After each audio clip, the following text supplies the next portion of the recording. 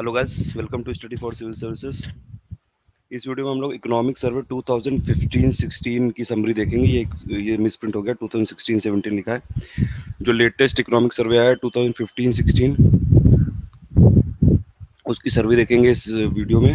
पिछली वीडियो बनाया था एक पार्ट 1, उसमें थोड़ा सा टेक्निकल कुछ फॉल्ट आ गई थी, तो वॉइस क्लियर नहीं आ रही, इसलिए मैं फिर से बना रहा हूँ इस वीडियो को।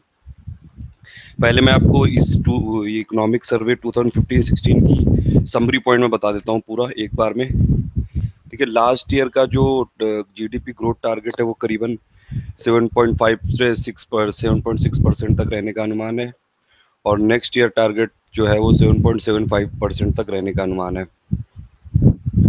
फिर ये जो एक्चुअली इकोनॉमिक सर्वे, पहले ये आप समझ लीजिए कि इकोनॉमिक सर्वे होता क्या है। ये एक फ्लैगशिप एनुअल डॉक्यूमेंट होता है, ये मिनिस्ट्री ऑफ फाइनेंस का। और ये जो भी प्रीवियस 12 मंथ या पिछले साल जो भी इकोनॉमी में डेवलपमेंट हुए हैं, जो भी पॉलिसी अचीवमेंट हैं, जो पॉलिसी इनिशिएटिव्स दिए गए हैं, जो डेवलपमेंट प्रोग्राम है, जो भी इकोनॉमी के prospects short to medium terms से रिलेटेड जो भी डेवलपमेंट्स हैं, वो सब इकोनॉमिक सर्वे में बताया जाता है। तो एक ब्रॉड ये डेटा देता है एक मैक्रो इकोनॉमिक सिचुएशन का कंट्री में, और इसी के बेसिस पे एक्चुअली जो बजट 2016-17 बनाया गया है। तो ये है इम्पोर्टेंस इकोनॉमिक सर्वे का।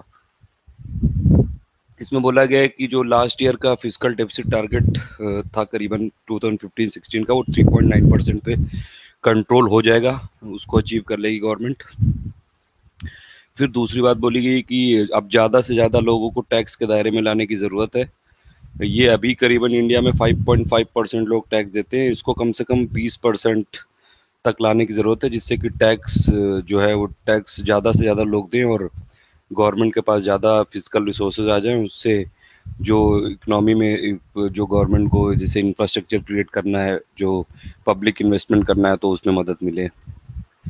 फिर दूसरी चीज़ ये बोली गई कि जैसे वन रैंक वन पेंशन, और जो सेंट्रल पे कमीशन 7th जो पे कमीशन आया है, उसकी वजह से कई बार इस बार एक्चुअली फिजिकल बर्डन पड़ेगा, उस पर ज़्यादा फोकस इसमें इकोनॉमिक सर्वे में नहीं दिखाया गया, तो ये थोड़ा निगेटिव है इसके लिए ज़्यादा। फिर दूसरी बात बोली गई कि मोर जो ज़्यादा फोकस होना चाहिए एम्प्लॉयमेंट क्रिएशन ऑफ यूथ। जैसे कई सारी startup India, stand up India के लिए भी अभी गवर्नमेंट ने कई सारे इनिशिएटिव लॉन्च किए, फिर मुद्रा बैंक के लिए भी किया है, और भी जैसे रेलवे में इस बार बोला है कि करीबन 9 करोड़ मैंडेज करेंगे।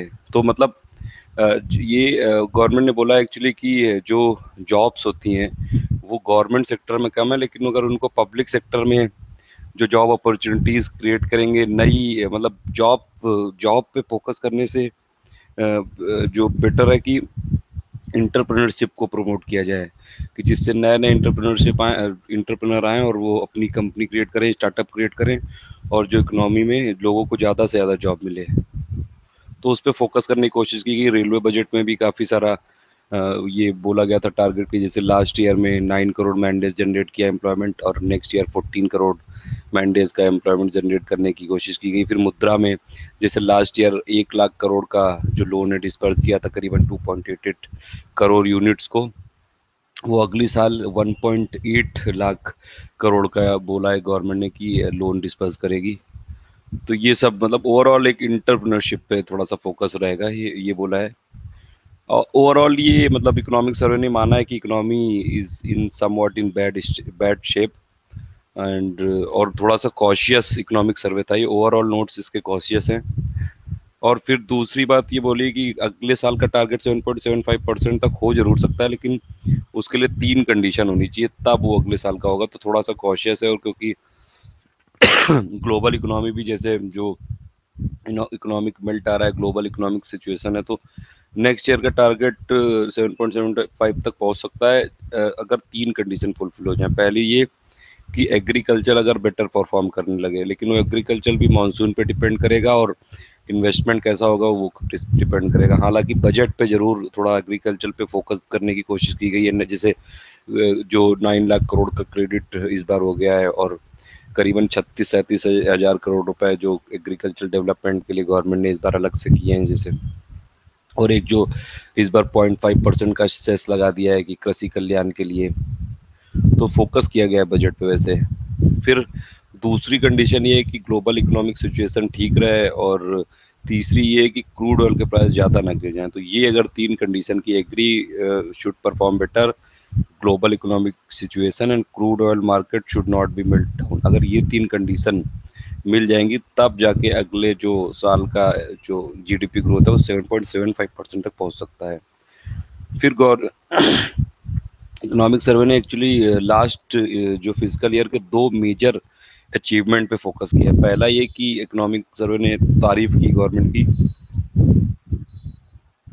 तारीफ भी की एक तरह से, मतलब ये बोला है कि 3.9% का जो फिजिकल कंसोलिडेशन का पाथ था कि 3.9% पे फिजिकल डेफिसिट 2015-16 का आप उस पर 3.9% अचीव कर लोगे तो अच्छी बात है। लेकिन उसका जो मतलब मेजर जो क्रेडिट है वो इकोनॉमी के मैनेजमेंट को नहीं देना चाहिए। वो पेट्रोलियम मार्केट का क्रैश है इसलिए हुआ है। और दूसरी चीज ये कि इनडायरेक्ट टैक्स कलेक्शन बढ़ा है, वो भी एक्चुअली वो टैक्स कलेक्शन किस लिए बढ़ा है, वो इसलिए नहीं बढ़ा है कि लोगों ने टैक्स ज़्यादा देना चालू कर दिया या इकोनॉमी में स्पेंडिंग बढ़ गई है। वो एक्चुअली ये है कि जब क्रूड ऑयल प्राइस गिरता जा रहा है तो गवर्नमेंट ने एक्साइज ड्यूटी बढ़ानी चालू कर दी, तो जो बेनिफिट है वो कंज्यूमर को नहीं दिया है, वो जितना पैसा है वो गवर्नमेंट ने अपने रिसोर्स कलेक्ट किए हैं उससे। फिर बोला है कि 3.5% का जो फिजिकल डेफिसिट टारगेट है वो मतलब स्टिक तो रहना चाहिए अगले साल के लिए, लेकिन वो थोड़ा सा डिफिकल्ट रहेगा क्योंकि जैसे सेवन पे कमीशन से एक फिजिकल बर्डन पड़ेगा 10,000-11,000 करोड़ के आसपास, और जो सेवन पे कमीशन का 1 लाख करोड़ रुपए का होगा फिजिकल बर्डन। देखिए सेवन पे कमीशन में जितने भी सेंट्रल एम्प्लॉयज होंगे उनकी सैलरी ऑन एन एवरेज 23.5% बढ़ेगी। तो ओवरऑल ये मतलब सेवन पे कमीशन हो गया, ओआरओपी हो गया, रेलवे पे जैसे कैपिटल इन्वेस्टमेंट करना है तो इसकी वजह से फिजिकल डेफिसिट थोड़ा सा 3.5% अचीव करना डिफिकल्ट होगा। और दूसरी चीज ये भी कि सर्वे ने कोई डायरेक्ट स्टेप भी नहीं बताया है कि फिजिकल कंसोलिडेशन कैसे कंट्रोल करें, और बोला है कि कुछ समय के लिए शायद ये फिजिकल कंसोलिडेशन टालना पड़ेगा, कोई वे फॉरवर्ड बताया नहीं एक्चुअली।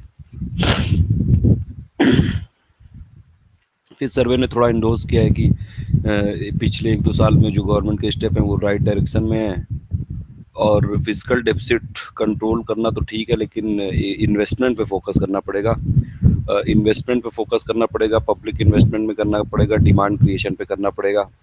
फिर इंडिया को हेवन ऑफ स्टेबिलिटी भी बोला गया है इकोनॉमिक सर्वे में, तो ये इसीलिए बोला गया है कि आज ग्लोबल इकोनॉमी की कंडीशन काफ़ी ख़राब चल रही है, चाइना की इकोनॉमी भी जो जीडीपी ग्रोथ रेट है घटती जा रही है, तो उसमें भी इंडिया का जो जीडीपी ग्रोथ है वो सबसे ज़्यादा है, वन ऑफ द लार्जेस्ट है।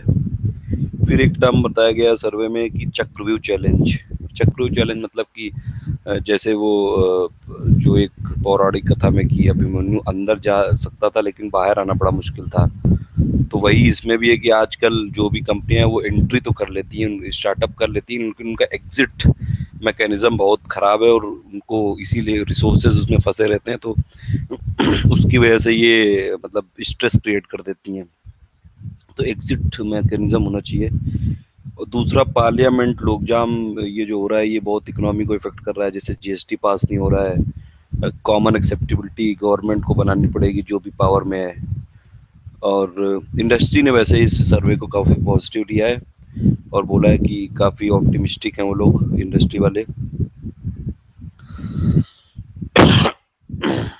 और जैसे पब्लिक इन्वेस्टमेंट साइकिल जो अब चल निकली है, थोड़ा बहुत पॉलिसी पैरालिसिस की वजह से पहले काफ़ी इसमें स्ट्रेस था, तो जैसे रोड अब बन भी रहे हैं, कॉन्ट्रैक्टर को एम्प्लॉयमेंट जो नए कॉन्ट्रैक्ट भी मिल रहे हैं, कॉन्ट्रैक्टर को ये मतलब पैसा भी मिल रहा है।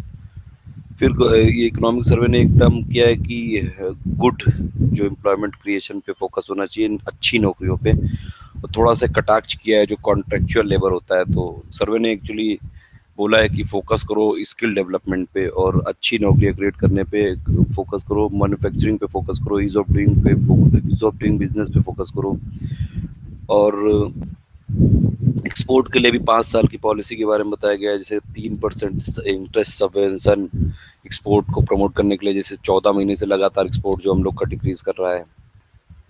और जॉब क्रिएशन के लिए मैंने जैसे पहले भी अभी भी बताया था आपको कि अब जॉब से जो बेटर है कि फोकस होना चाहिए इंटरप्रेन्योरशिप स्किल डेवलपमेंट करने में, क्योंकि गवर्नमेंट जॉब्स तो लिमिटेड होती हैं और उस इसीलिए जो प्राइवेट सेक्टर की जॉब्स हैं स्टार्टअप नए आने चाहिए, स्टैंड अप आने चाहिए। स्टार्टअप इंडिया जैसे अभी मिशन भी लॉन्च किया था, उसके लिए हम लोगों ने वीडियो बनाया, उसमें पूरी डिटेल है, आप उसमें देख सकते हैं एक बार। फिर मुद्रा बैंक का भी जैसे इस बार का टारगेट ज़्यादा रहेगा। सोशल सिक्योरिटी पे भी गवर्नमेंट ने थोड़ा फोकस किया है, जैसे प्रधानमंत्री फसल बीमा योजना भी लाए एग्रीकल्चर के लिए। लास्ट ईयर भी 3-4 स्कीम लाए थे, जैसे अटल पेंशन, जो प्रधानमंत्री जीवन जीवा ज्योति, और प्रधानमंत्री ये जो सुरक्षा बीमा थी। फिर एक सबसे इम्पोर्टेंट पॉइंट और है कि इकोनॉमिक सर्वे में एक बोला है कि 8 से 10% तक का एक पोटेंशियल है इंडियन इकोनॉमी में ग्रोथ, जीडीपी ग्रोथ अचीव करने का अगले 3-4 सालों में ये कर सकती है 8 से 10 का। लेकिन उसके लिए 3 चीज़ों पे फोकस करना पड़ेगा। ये कि एंटी मार्केट मेंटेलिटी से निकलना पड़ेगा, सोशलिज्म से हम लोग को थोड़ा सा मार्केटिज्म की तरफ आना पड़ेगा, मिनिमम इन्वॉल्वमेंट ऑफ गवर्नमेंट होना चाहिए। सेकंड होना चाहिए कि फोकस करना पड़ेगा हेल्थ और एजुकेशन में। ये फिर थर्ड एग्रीकल्चर पे फोकस करने की जरूरत है। तो गवर्नमेंट ने काफ़ी एम्बिशियस टारगेट भी इस बार बनाया है कि जो फार्मर्स की इनकम है डबल कर देंगे 2022 तक। तो ये मैंने अभी बता दिया आपको समरी। अब देखिए, आप कुछ पॉइंट वाइज देख लेते हैं कि किसमें क्या बोला है। ये अभी मैंने बताया कि 2016-17 में 7.75 तक ये ग्रो कर सकती है, इकोनॉमिक सर्वे ने बोला है ये। फिर ये ऑप्टिमिस्टिक पिक्चर को थोड़ा सा दिखाया है इकोनॉमी की। मतलब ग्लोबल जो ग्रोथ है वो काफ़ी स्लो है, फिर भी जो इकोनॉमिक सर्वे लास्ट ईयर का उसने बोला है, अभी मैंने बताया कि 8 से 10% तक जीडीपी ग्रोथ ट्रेजेक्ट्री आ सकती है अगले 3-4 सालों में। उसके लिए लेकिन सेंटर को एड्रेस करना पड़ेगा 3 क्रिटिकल इशू। पहला ये कि सोशलिज्म से जो मार्केटिज्म की तरफ ट्रांजिशन स्मूथ होना चाहिए, जो अभी जिसके लिए इंडियन इकोनॉमी स्ट्रगल कर रही है। मतलब मिनिमम जो गवर्नमेंट वाला जो कॉन्सेप्ट होता है, मैक्सिमम गवर्नेंस, ज़्यादा से ज़्यादा चीज़ें लिबरल हो, कैपिटलिज्म की तरफ हो। उसके हालांकि कई सारे निगेटिव इम्पैक्ट भी हो सकते हैं, जैसे हम लोग जानते हैं कि ग्लोबलिज्म और ये कैपिटलिज्म के कई सारे निगेटिव इम्पैक्ट भी होते हैं। और फिर दूसरा फोकस होना चाहिए, दूसरा मतलब जो क्रिटिकल एरिया है ये इस पोटेंशियल को अचीव करने के लिए, हेल्थ और एजुकेशन पे इन्वेस्टमेंट बढ़ा दो। फिर एग्रीकल्चर पे फोकस होना चाहिए, जो फार्मर्स की इनकम है वो डबल करने का जैसे टारगेट अभी गवर्नमेंट ने बनाया है। और ये बोला है कि जो इंडिया की जीडीपी ग्रोथ है वो 7 से ज़्यादा ये लगातार 3 स्ट्रेट फिजिकल ईयर में रही है, जैसे 7.2% 14-15 में थी, 7.6% ये 2015-16 में हो सकती है एडवांस एस्टिमेट के हिसाब से, और अगले साल का भी टारगेट लगभग इतनी है, थोड़ा सा ज़्यादा 7.75 तक है। और अभी भी इंडिया में मतलब एक इंडिया में काफ़ी अपॉर्चुनिटीज़ हैं और ग्रोथ क्रिएट करने की। उसके लिए बस ये जो स्ट्रक्चरल रिफॉर्म है उसको थोड़ा और एक्सलेट करने की ज़रूरत है, कॉम्पिटिटिव फेडरलिज्म को बढ़ाने की ज़रूरत है, और पॉलिटिकल पार्टीज़ हैं उनको अपनी थोड़ा सा पॉलिटिक्स दूर करके जो नेशन के, जो राष्ट्र के हित में चीज़ें हैं उनमें थोड़ा सा अच्छी पॉलिटिक्स करने की ज़रूरत है, उससे इकोनॉमी भी अच्छी होगी। फिर स्टेट ऑफ इकोनॉमी के लिए गवर्नमेंट ने, जैसे इकोनॉमिक सर्वे ने क्या बोला है, लास्ट ईयर का तो 7.6% तक रहेगा 2015-16 का, अगले साल का 7.75 तक जा सकता है। फिस्कल कंसोलिडेशन के लिए मतलब स्टिक तो करना चाहिए हम लोग को, लेकिन ये थोड़ा सा गवर्नमेंट ने इस बोला है कि अगले साल ये मीडियम टर्म फिस्कल पॉलिसी का थोड़ा रिव्यू होना चाहिए। मतलब अगले साल साल के मिड में ये थोड़ा सा फिस्कल पॉलिसी का रिव्यू होना चाहिए, क्योंकि कई सारा फिस्कल बर्डन पड़ा है। अभी मैंने बताया था 7th पे कमीशन, 1 रैंक 1 पेंशन, रेलवे का जो कैपिटल है, तो उसकी वजह से एक there is a need to revisit medium term physical policy framework. और farm prices and trade policies need to account that India is a big market for the world.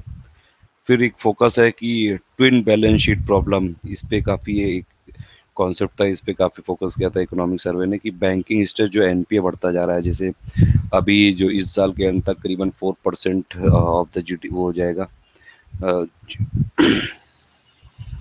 जो एनपीए बढ़ गया है, 4% ऑफ द जीडीपी हो जाएगा लगभग ये। और जो कॉरपोरेट सेक्टर का जो स्ट्रेस है, लगातार लोन बढ़ता जा रहा है, प्रॉफिट मार्जिन डिक्रीज हो रहा है, स्लैक इन जो प्राइवेट इंडस्ट्री हो रहा है, फंड्स नहीं हो रहे हैं उनके पास, तो ये सब थोड़ा ट्रेन बैलेंस शीट की प्रॉब्लम है। फिस्कल डेफिसिट के बारे में बोला है कि 2016-17 काफ़ी चैलेंजिंग होगा और एक मीडियम टर्म रिव्यू करने की ज़रूरत है।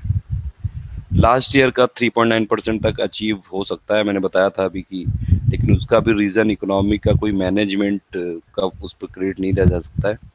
उसका मेजर रीज़न तो यही कि जो पेट्रोलियम इंडस्ट्री का जो क्रूड ऑयल में जो फॉल डाउन आया एकदम से, और अगले साल भी इसीलिए 3.5% तक फिजिकल डिफिसिट अचीव हो सकता है।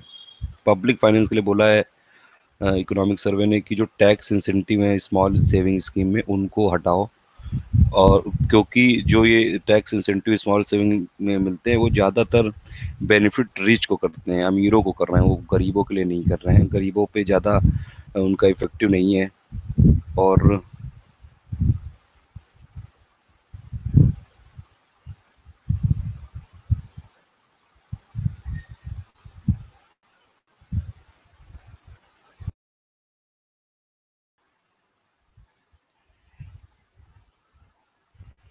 Hello guys, welcome to study for civil services. पहले पार्ट में हम लोगों ने समरी कर ली थी और ये पब्लिक फाइनेंस से पहले तक का काफ़ी देख लिया था। फिर कुछ टेक्निकल डिफॉल्ट की वजह से वो उसको बंद करना पड़ा था, तो इस पार्ट में बाकी चीज़ें कवर करने की कोशिश करेंगे।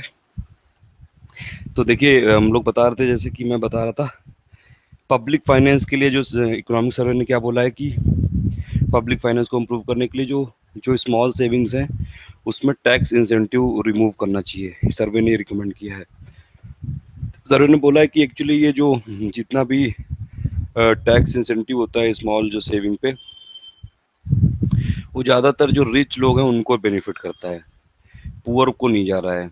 और दूसरी चीज़ बोली कि जो गोल्ड है उस पर टैक्स बढ़ाना चाहिए, क्योंकि जो ज़्यादातर जो गोल्ड है, जो होर्डिंग होती है वो रिच के द्वारा होती है। और जो 1 लाख करोड़ की जो सब्सिडी है जो गवर्नमेंट की तरफ से जा रही है, वो ज़्यादातर वो रिच की तरफ जा रही है। और ये बोला है कि जब जीडीपी के ग्रोथ के जो फास्टेस्ट ग्रोइंग ईयर थे, जैसे 2005 से लेके 8 के बीच में, जब इंडिया की जीडीपी बहुत ज़्यादा तेज़ी से 9-10% के आसपास बढ़ी थी, तो उसकी वजह से इंडिया में इनइक्वालिटी बढ़ गई है। मतलब जो रिच है वो और रिच हो गया है, जो पुअर है वो और पुअर हो गया है, अमीर और अमीर बन गया है, गरीब और गरीब बन गया है, तो इनइक्वालिटी दोनों के बीच में बढ़ गई है। तो इसीलिए अब जो मतलब, और अभी भी जो गवर्नमेंट की सब्सिडी है ज़्यादातर वो रिच की तरफ जा रही है। चाहे आप एलपीजी ले लो, चाहे आप डीजल की सब्सिडी ले लो, डीजल ज़्यादातर जो डीजल की कार खरीदते हैं वो लोग उसका फ़ायदा उठाते हैं। सब्सिडी दी गई थी किसी और पर्पज़ के लिए, तो इसीलिए करीबन 1 लाख करोड़ की सब्सिडी वो अमीरों के पास जा रही है गवर्नमेंट की। तो अब करना क्या पड़ेगा कि इकोनॉमिक सर्वे ने फोकस किया है कि प्रॉपर्टी टैक्स को और वाइडर करना पड़ेगा। और इन द कॉन्टेक्स्ट ऑफ जैसे स्मार्ट सिटी का कॉन्सेप्ट आ रहा है, तो उसकी वजह से भी प्रॉपर्टी टैक्स को बढ़ाना पड़ेगा। और केवल 4% इंडियंस एक्चुअली इनकम टैक्स को पे करते हैं, उसको करीब 23% तक लाना पड़ेगा, सर्वे ने रिकमेंड किया है ये। फिर प्राइस और मॉनिटरी मैनेजमेंट के लिए क्या किया है सर्वे ने रिकमेंड, कि देखिए जो ग्लोबल ऑयल प्राइसेस जो कम है उनका जो बेनिफिट है वो टेम्परेरी है, वो हमेशा नहीं चलेगा। और एल नीनो का इफेक्ट जो एग्रीकल्चर में, वो भी अभी कुछ समय से हैं भी, और पिछले 2-3 सालों से अभी और टाइम तक भी रहेंगे। और आने वाले टाइम में भी क्लाइमेट चेंज क्योंकि हो रहा है, ग्लोबल वार्मिंग बढ़ रही है, तो एल नीनो का इफेक्ट भी बढ़ता ही जाना है इसमें। क्रॉप वाइज यील्ड इंडिया की काफ़ी कम है, सर्वे ने बोला है, चाहे वो राइस में हो, चाहे वीट में हो, चाहे पल्सेस में हो। तो इसलिए इंडिया को, मतलब India needs to shift to demand driven agri extension service. मतलब अब इंडिया को एग्री एक्सटेंशन सर्विस पे फोकस करने की ज़रूरत है, फूड प्रोसेसिंग इंडस्ट्री पे फोकस करने की ज़रूरत है। जो पोस्ट हार्वेस्टिंग होता है, जो स्टोरेज होता है, स्टोरेज फैसिलिटी बढ़ानी पड़ेगी, कोल्ड स्टोरेज फैसिलिटी बढ़ानी पड़ेगी, आफ्टर मार्केट सर्विसेज बढ़ानी पड़ेंगी। मतलब जैसे जब खेतों के बाद से लेके कंज्यूमर तक जो होता है, और जैसे फूड प्रोसेसिंग, इन सब इंडस्ट्री पे फोकस करना पड़ेगा, एग्री के एक्सटेंशन पे। और मतलब वैल्यू एडिट करनी पड़ेगी। जैसे अगर आप टमाटर को सिर्फ टमाटर बेचोगे तो उसका इतना प्रॉफिट नहीं मिलेगा, लेकिन उसको अगर आप टोमेटो सूप बना के बेचोगे या टोमेटो केचप, तो ज़्यादा। तो मतलब एक तरह से जो एग्री एक्सटेंशन सर्विस है उन पे फोकस करना पड़ेगा, इकोनॉमिक सर्वे ने बोला है ये। फिर इन्फ्लेशन के लिए बोला है कि जैसे इन्फ्लेशन इंडिया में दो तरीके से मेजर करते हैं, एक WPI होलसेल प्राइस इंडेक्स, और ये कंज्यूमर प्राइस इंडेक्स। तो सीपीआई अभी जो आरबीआई का फोकस है, लेटेस्ट जो उर्जित पटेल कमेटी की रिपोर्ट के हिसाब से आरबीआई इस समय जो जो टारगेट कर रही है सीपीआई को कर रही है, क्योंकि ये थोड़ा ब्रॉड है, ये काफ़ी सारी चीज़ों को कवर करता है। तो ये अब आरबीआई का फोकस है कि 4% सीपीआई को टारगेट करना है, ±2% की रेंज होनी चाहिए। तो उसी के टर्म्स में सर्वे ने बताया कि सीपीआई का इन्फ्लेशन लास्ट ईयर भी करीबन 5% तक था, और 2017 तक भी इसको 4.5 से 5% तक मतलब इसी रेंज में रखा जाएगा। और क्योंकि ये लो ये मतलब इन्फ्लेशन अभी लो है, तो जो प्राइस स्टेबिलिटी में इसमें कॉन्फिडेंस इंप्रूव हुआ है, और आरबीआई 5% इन्फ्लेशन टारगेट 2070 तक अचीव कर लेगी। और वैसे भी जो लोअर ऑयल प्राइसेस हैं उनके प्रोस्पेक्ट अभी भी हैं, और मीडियम टर्म में भी अभी एकदम से ऑयल प्राइसेस बढ़ने का कोई उम्मीद नहीं दिख रही है। तो इसलिए ये इन्फ्लेशनरी जो एक्सपेक्टेशन है वो ज़्यादा इन्फ्लेशन नहीं बढ़ेगा। फिर ये दूसरी एक ये चीज़ बताएगी कि जैसे जो प्राइवेट सेक्टर लेबर मार्केट में स्लैक हो गया है, और जो कैपेसिटी अंडर यूटिलाइजेशन हो गया है, उससे मतलब जैसे पब्लिक सेक्टर में जो गवर्नमेंट एम्प्लॉयज़ हैं उनकी तो वेज बढ़ती जा रही है, और जो प्राइवेट सेक्टर हैं उनकी वेज नहीं बढ़ रही है, उनकी सैलरी नहीं बढ़ रही है। पब्लिक सेक्टर में जैसे अभी 7 पे कमीशन ला दिया सरकार, डीए बढ़ाती रहती है। तो वो प्राइवेट सेक्टर में लोगों की इनकम नहीं बढ़ रही है, तो ये कुल मिला के कि ये प्राइवेट सेक्टर की अगर हायर वेजेस होंगी तो वो ट्रांसमिट इकोनॉमी में नहीं ट्रांसमिट होंगी, क्योंकि उसमें एक्सपेंडिंग इतनी ज़्यादा नहीं बढ़ेगी। क्योंकि इंडिया में जो पब्लिक सेक्टर में एम्प्लॉय जो लोग हैं, जो एम्प्लॉयमेंट करते हैं पब्लिक सेक्टर में, जो मतलब जॉब करते हैं पब्लिक सेक्टर में, गवर्नमेंट जॉब करते हैं, वो काफ़ी कम है। तो प्राइवेट सेक्टर में फोकस करने की ज़्यादा ज़रूरत है, और इसी जो मेजर जो इकोनॉमी में एक्सपेंडिंग होगी, जिससे कि इकोनॉमी मतलब किसी तरह ये होता है कि अगर ज़्यादा एक्सपेंडिंग करेंगे तो इकोनॉमी के लिए वो बेनिफिशियल होता है। तो इसीलिए जो प्राइवेट सेक्टर पे ज़्यादा फोकस करने की ज़रूरत है।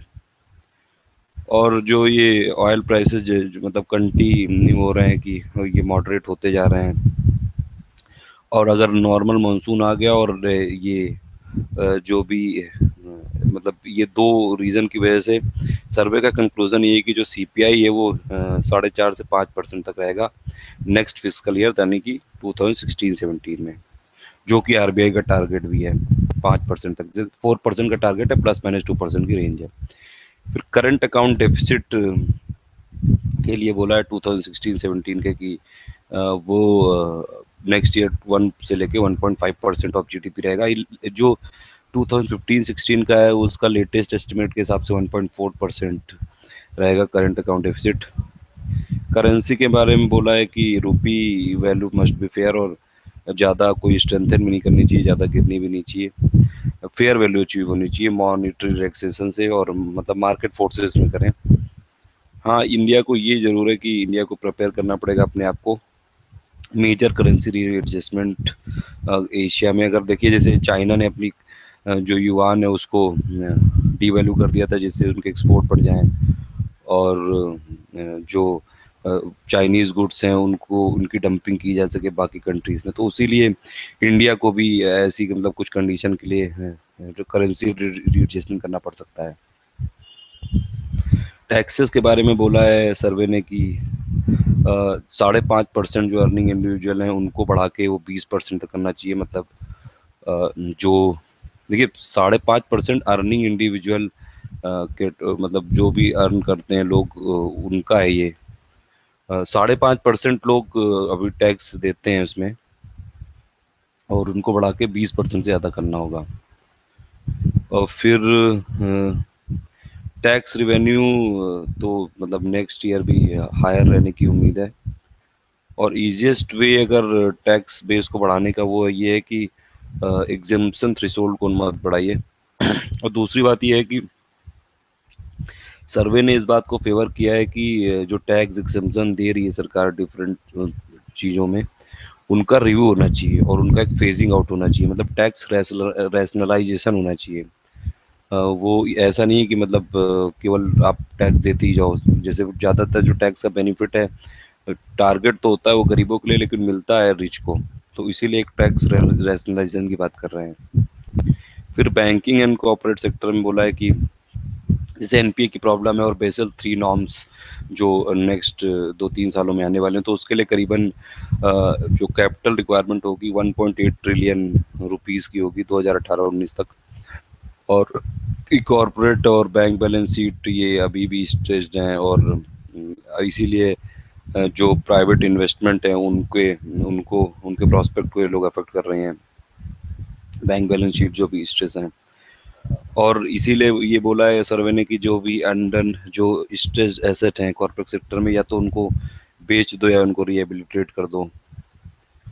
और गवर्नमेंट को भी मतलब कुछ फाइनेंशियल कंपनी में मतलब कुछ कुछ अपने शेयर सेल कर देने चाहिए।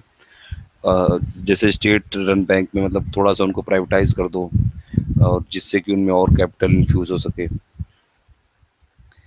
गवर्नमेंट ने इस बार जैसे 25,000 करोड़ रुपए दिए भी हैं बैंक्स को रिवैम्प करने के लिए।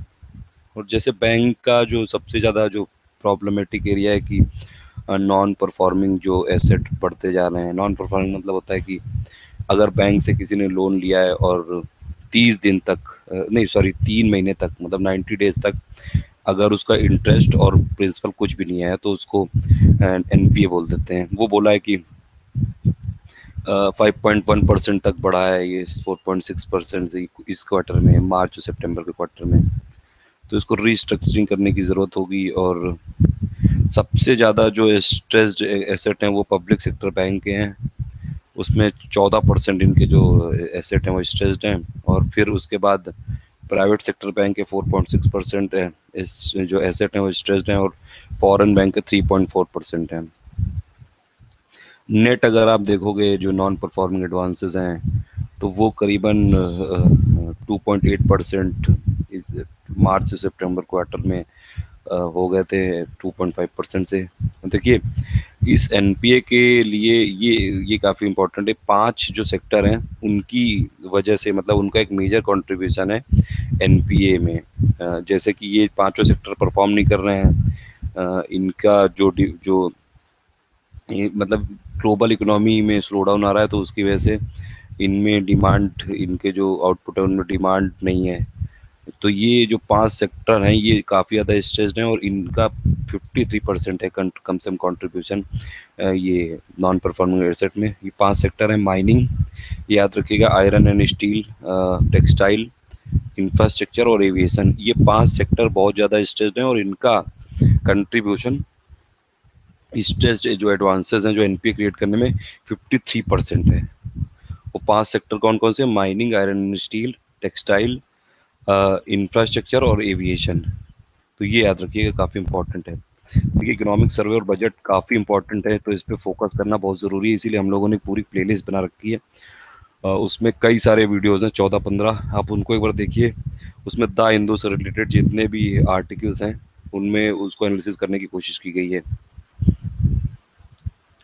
फिर ये एविएशन सेक्टर के लिए बोला है कि उसका जो स्ट्रेस्ड एडवांसेस हैं वो 61% हो गए हैं, वो भी बढ़ गया। मतलब इंफ्रास्ट्रक्चर का भी बढ़ गया है, जो स्ट्रेस एसेट है वो 24% हो गया है। और ये एक्चुअली जो इन सेक्टर का जो लो परफॉर्मेंस है, इसी की वजह से जो बैंकिंग के जो एसेट क्वालिटी है उनको उन पे इम्पैक्ट पड़ रहा है, और इसीलिए लगातार एक ये कॉज ऑफ कंसर्न बनता जा रहा है। तो ट्रेड के लिए बोला है सर्वे ने कि कुछ एक्चुअली रिकमेंडेशन दिए हैं इंडियन ट्रेड पॉलिसी के लिए कि एक इंट्रोस्पेक्शन ज़रूरी है ये। कि मतलब जैसे और कई सारे कंट्रोवर्शियल इश्यूज होते हैं कि जो फार्मर को सब्सिडी देती है इंडियन गवर्नमेंट, और भी ऐसे फ्री ट्रेड एग्रीमेंट है, उनको लिए भी एक इंट्रोस्पेक्शन ज़रूरी है। सर्वे ने बोला है कि इंडिया को ये जो प्रोटेक्शनिस्ट मेजर हैं ये थोड़ा लेने से रेजिस्ट करना चाहिए। इससे एक्चुअली जो कॉम्पिटिटिवनेस है डाउन स्ट्रीम फर्म्स की वो अंडरमाइन हो जाती है, वो डिक्रीज हो जाती है। जैसे अभी सेंटर ने जो प्राइस कंट्रोल लगा दिए थे इंपोर्ट ऑफ स्टील के, और उसको ऑटो फर्म ने काफ़ी प्रोटेस्ट किया था। प्रोटेक्शनिस्ट मेजर मतलब कि जो अपनी इंडस्ट्री है उनको प्रमोट करना, उनको प्रोटेक्शन देना लोकल इंडस्ट्रीज को, तो इस मेजर से थोड़ा बचना चाहिए। फिर ये जो रिच की तरफ मतलब अमीर लोगों की तरफ इन्फॉर्म रिफॉर्म करने की ज़रूरत है। मतलब जो रिफॉर्म्स इंक्लाइन टू रिच हैं उनकी तरफ भी रिफॉर्म करने की ज़रूरत है। सर्वे ने बोला है कि कुछ एक्चुअली अनपॉपुलर रिफॉर्म को लाने की कोशिश की है। कि पहली बार सर्वे ने बोला है कि जिन लोगों की ज़्यादा एग्रीकल्चर इनकम एक लिमिट से ज़्यादा है उनको टैक्स नेट में लाना चाहिए, तो ये काफ़ी कंट्रोवर्शियल इशू है। दूसरी चीज़ ये है कि जो फर्टिलाइजर सब्सिडी है 75,000 करोड़ की, उसको रैशनलाइज करो।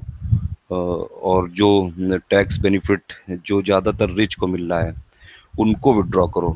मतलब एक तरह से रैशनलाइजेशन ऑफ टैक्सेस होना चाहिए, और टैक्स का दायरा बढ़ाना ये फोकस है इस बार के सर्वे का। तो उसके लिए कई सारे मेथड अपनाने की कोशिश की गई। एक ये भी है कि जिनकी एग्रीकल्चर इनकम एक लिमिट से ज़्यादा है उनको भी टैक्स नेट में लाओ, फर्टिलाइजर सब्सिडी को और रैशनलाइज करो, और जो रिच को बेनिफिट मिल रहा है वो हटा दो। कुकिंग गैस की सब्सिडी जैसे अभी 12 जो मिलते हैं लोगों को जो सब्सिडाइज होते हैं वो घटा दो, उसको 12 से 10 करने के लिए सर्वे ने बोला है। और प्रॉपर्टी टैक्स का जो लेवल है वो बढ़ा दीजिए। और इनकम टैक्स जो थ्रेशोल्ड है इसको थोड़ा सा रेज करने से इस बार सर्वे ने मतलब रिकमेंड नहीं किया है। और ये सब करने की ज़रूरत है। फिर ये एक्चुअली फर्टिलाइज़र सब्सिडी को थोड़ा सा रैशनलाइज करने के लिए बोला है सर्वे ने, और डायरेक्ट बेनिफिट ट्रांसफ़र के उसमें लाने के लिए बोला है। फिर ये अब जो फर्टिलाइज़र सब्सिडी है ये काफ़ी पॉलिटिकली सेंसिटिव इशू होता है, क्योंकि ये कई सारे वोट बैंक होता है एक्चुअली फार्मर, तो ये पॉलिटिकल पार्टीज़ कई बार उसमें वादे कर देते हैं कि हम इतना देंगे, इतनी सब्सिडी। तो इसीलिए एक फर्टिलाइज़र सब्सिडी में कई सारी लीकेजेस हैं और कई सारे लैकुना हो गए हैं, तो उनको थोड़ा सा दुरुस्त करने की ज़रूरत बताई सर्वे ने। और 3 टाइप के लीकेज और लैकुना सर्वे ने आइडेंटिफाई किए हैं ये फर्टिलाइज़र सब्सिडी में। सबसे पहला ब्लैक मार्केटिंग काफ़ी ज़्यादा होती है जो फर्टिलाइज़र सब्सिडी मिलती है, और जो स्मॉल फार्मर जो छोटा किसान है वो पूरे बेनिफिट नहीं ले पाता है। और जो इनएफिशिएंसी ऑफ फर्टिलाइज़र मैन्युफैक्चर है। तो ये 3 जो हैं ये लीकेज और लैकुना है ये फर्टिलाइज़र सब्सिडी में। मतलब जितना भी फर्टिलाइज़र सब्सिडी होती है पहली बात तो छोटे किसान तक पहुंचती नहीं है, और इनएफिशिएंसी होती है उनकी जो फर्टिलाइज़र फर्म है, और ब्लैक मार्केटिंग हो जाती है, होर्डिंग कर लेते हैं लोग, कई बार इंडस्ट्री को बेच देते हैं। तो इसीलिए गवर्नमेंट ने एक स्टेप लिया था पिछले साल की जो यूरिया है उसको नीम कोटेड कर देंगे, कि जिससे नीम कोटिंग कर दी जाएगी, तो जो जिसके लिए फर्टिलाइज़र यूज़ होता है कि नीम कोटिंग से तो डायरेक्ट वो फर्टिलाइज़र सिर्फ मतलब एग्रीकल्चर का यूज़ हो, इंडस्ट्री में नहीं हो जाए। फिर इस इकोनॉमिक सर्वे ने 7 एरिया को आइडेंटिफाई किया है, जैसे स्मॉल सेविंग स्कीम है, केरोसिन है, रेलवे है, इलेक्ट्रिसिटी है, एलपीजी है, गोल्ड है, और एविएशन टरबाइन फ्यूल एटीएफ है। तो यहाँ पे एक्चुअली जितनी भी सब्सिडी मिल रही है वो ज़्यादातर वेल ऑफ को मिल रही है, रिच लोगों को मिल रही है। तो ये टॉप 70% लोग हैं, जो टॉप 70% पॉपुलेशन का जो ग्रुप है ये उनको मिल रही है। ये नेशनल सैंपल सर्वे डेटा के हिसाब से, मतलब जो एक्सपेंडिचर डिस्ट्रीब्यूशन के हिसाब से जो टॉप 70% लोग हैं उनको इन 7 सेक्टरों में मिल रही है, गरीबों को नहीं मिल रही है। तो इसीलिए थोड़ा रैशनलाइजेशन ऑफ सब्सिडी की बात करते हैं, और रिच पे थोड़ा सा प्रॉपर्टी टैक्स जैसे इस बार बढ़ाने की बात की गई है। तो ये बोला है कि सर्वे ने कि अगर इस पे आप सब्सिडी घटाओगे तो ये केवल फिस्कल और वेलफेयर के लिए बेनिफिशियल नहीं होगा, बल्कि एक एक पॉलिटिकल इकोनॉमी वेलफेयर पर्सपेक्टिव के लिए अच्छा होगा ये, और भी मार्केट ओरिएंटेड रिफॉर्म्स के लिए अच्छा होगा, बेनिफिशियल होगा। तो इसीलिए मतलब strengthening the state by improving physical relation between the rich and poor is one of the main two main messages of the budget. मतलब ये जो इनइक्वालिटी हो गई है, ये काफ़ी बढ़ गई है, इसके बीच का जो इनइक्वालिटी का जो गैप है वो थोड़ा सा कम करने की कोशिश की गई है।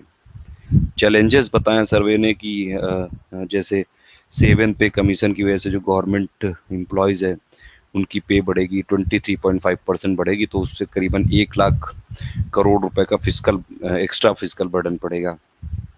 फिर बैंक्स को बेल आउट देना पड़ेगा, उससे बोरोइंग बढ़ेगी। गुड जॉब्स जो क्रिएट करने की वो काफ़ी डिफ़िकल्ट है, मतलब जो कॉन्ट्रेक्चुअल जॉब है, कॉन्ट्रैक्ट पे रख लेते हैं, जैसे कई सारी इंडस्ट्री, उसमें सोशल सिक्योरिटी बेनिफिट्स नहीं मिलते हैं और काफ़ी ज़्यादा हैरेसमेंट होता है जो वर्कर का, और उससे कुल मिला के इंडस्ट्री को भी फ़ायदा नहीं होता है। तो वो थोड़ा सा मतलब उसको कॉन्ट्रेक्चुअल लेबरशिप को थोड़ा सा डीमोटिवेट किया है सर्वे ने।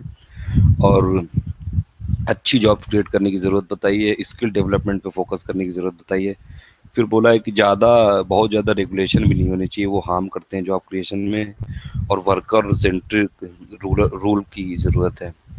फिर कॉम्पिटिटिव फेडरलिज्म की ज़रूरत है, जिससे कि जो बॉटलनेक्स हैं क्लियरेंसेस में वो हटा जा सकें। ट्रांसपेरेंसी लानी चाहिए, सिंप्लिसिटी होनी चाहिए पावर रेट्स में। फिर ये मेक इन इंडिया जैसे जो गवर्नमेंट की फ्लैगशिप स्कीम है ये, उसके लिए ईजियर पावर सप्लाई होनी चाहिए, और जो पावर एक्सेसिबिलिटी होनी चाहिए। डिसअपॉइंटमेंट सर्वे ने बताया है कि देखिए सबसे बड़ा डिसअपॉइंटमेंट तो जीएसटी है। वो पिछले 1 डेढ़ साल से गवर्नमेंट, एनडीए गवर्नमेंट कोशिश कर रही है, उससे पहले यूपीए ने भी खैर कोशिश की थी, लेकिन वो पास नहीं हो पा रहा है। तो सबसे बड़ा फेलियर तो यही है कि जीएसटी पास होना ही चाहिए, उससे एक ओवरऑल मतलब इकोनॉमी सेंट्रलाइज्ड हो जाएगी। फिर ये डिसइन्वेस्टमेंट का टारगेट भी वो अंडर परफॉर्मेंस हो रहा है। पिछली बार गवर्नमेंट टारगेट किया था 65,000 करोड़ का, लेकिन अभी तक 13,000 करोड़ के आसपास ही आए हैं। तो जिससे कि प्राइवेटाइजेशन जो डिसइन्वेस्टमेंट की प्रोसेस है उसमें काफ़ी झटका मिला है गवर्नमेंट को। और इनकम्प्लीट रैशनलाइजेशन ऑफ सब्सिडी, वो जैसे बात की थी अभी की, इनइक्वालिटी जो रिच और पुअर के बीच में, वो घटाने की ज़रूरत है, और रैशनलाइजेशन ऑफ सब्सिडी होना चाहिए, जैसे लीकेज घटना चाहिए, और जो टारगेटेड है, जिस पे टारगेट की गई सब्सिडी उन्हीं को मिलनी चाहिए। फिर ये स्टेट जो बैंक सीट है, ये बैंक्स की और प्राइवेट कंपनी की, उस पे फोकस करने की, ये जो स्ट्रेस्ड हो गई, ये भी एक, ये कुछ है मतलब डिसअपॉइंटमेंट है सर्वे ने बोला है। क्या नीड ऑफ द आवर, क्या ज़रूरत है समय की? ज़रूरत ये है कि अभी मैंने 3 पॉइंट जैसे बताए थे कि एक हेल्थ और एजुकेशन पे इन्वेस्टमेंट बढ़ाने की ज़रूरत है, जहाँ पे इंडिया का जो जो परसेंट कंट्रीब्यूशन है, जो जो जीडीपी परसेंट अगर आप देखोगे तो ब्रिक्स में काफ़ी कम है। वो हम लोगों ने एक द हिंदू की समरी आई थी, एक वीडियो में पूरी एनालिसिस की, आप उसमें देख सकते हैं कि क्या क्या है, किस कैसा इंडिया कितना डिफेंस पे, कितना इंडिया एजुकेशन पे खर्च करती है। और तीसरी चीज़ ये है कि एग्रीकल्चर पे एक अटेंशन देने की ज़रूरत है।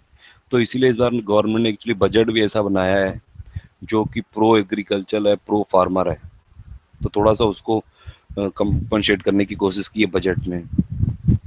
फिर ये 4 लगातार जो सीज़न हुए हैं ये वीक रेनफॉल के, और जो भी मानसून एडवर्सिटी है उसकी वजह से एग्रीकल्चर में एक वेव कप कॉल की ज़रूरत है, और मतलब जो पॉलिसी मेकर हैं उनसे अटेंशन की ज़रूरत है। अनफिनिश्ड एजेंडा क्या है? जीएसटी, वो अभी मैंने बताया कि डिसइन्वेस्टमेंट जो स्ट्रेटेजिक करना है, बैंक्स का भी करना है, प्राइवेट कंपनीज का, और जो मतलब डी स्ट्रेटेजिक इन्वेस्टमेंट करना है, डिसइन्वेस्टमेंट करना है जो मतलब गवर्नमेंट की है, सॉरी मैं गलत बोल गया था उसमें। और फिर डी स्ट्रेसिंग करना है, मतलब जो लोन का स्ट्रेस है, जो प्रॉफिट मार्जिन कम होता जा रहा है, जो इंडस्ट्री में स्ट्रेस है, उनको कम करना है बैंक बैलेंस शीट में, दोनों बैंक की भी और प्राइवेट कंपनी की भी, जो कि ट्विन डेफिसिट अभी हम लोगों ने बात भी की थी, और रैशनलाइजेशन ऑफ सब्सिडी। ये कुछ अनफिनिश्ड एजेंडा है, इस पे अभी भी और काम करने की ज़रूरत है। फिर ये जो कॉरपोरेट और बैंक बैलेंस सीट है, ये एक्चुअली ये जो प्राइवेट इन्वेस्टमेंट है उनको रिवाइव करने को के जो प्रोस्पेक्ट है उनको इफेक्ट कर रहा है। और इसीलिए जो भी स्ट्रेस्ड एसेट हैं उनको एक्चुअली या तो बेच देना चाहिए या उनको रिहेबिलिटेट करना चाहिए। फिर एग्री जो ये डिसइन्वेस्टमेंट जो डिसइन्वेस्टमेंट जो एग्रेसिव करने की कोशिश रहती है गवर्नमेंट की, और सब्सिडी जो रिफॉर्म्स हैं वो एक्चुअली अगर वो हो गया होता सही बात, तो ये अच्छा खासा रिसोर्स पब्लिक कैपिटल एक्सपेंडिचर के लिए हो जाता। और जो जैसे जो अभी ग्लोबली इकोनॉमी में क्या है कि एक्सटर्नल डिमांड काफ़ी कम है, और जो प्राइवेट इन्वेस्टमेंट इसलिए कम हो रहा है। तो मतलब कुल मिला के ये बताया गया है कि डिस इन्वेस्टमेंट को थोड़ा रिलीजियसली फॉलो करना चाहिए, और सब्सिडी रिफॉर्म को ये मतलब काफ़ी उस पर फोकस करना चाहिए कि सब्सिडी रिफॉर्म हो, और उससे डिस इन्वेस्टमेंट से पैसा आएगा तो वो पब्लिक जो कैपिटल एक्सपेंडिचर है, जो गवर्नमेंट का टारगेट है इन्वेस्टमेंट पे फोकस करना है, इन्वेस्टमेंट पे एक्सपेंडिचर करना, तो उससे मदद मिलेगी। और देखिए इंडिया की इकोनॉमी डोमेस्टिक डिमांड बेस्ड है। इंडिया को जो ग्लोबली मतलब वैसे तो हम लोग कनेक्टेड हैं पूरे सब कंट्रीज से, लेकिन जो ग्लोबल स्लो डाउन हो रहा है उसका इंडिया पे ज़्यादा असर नहीं पड़ता है, इसीलिए।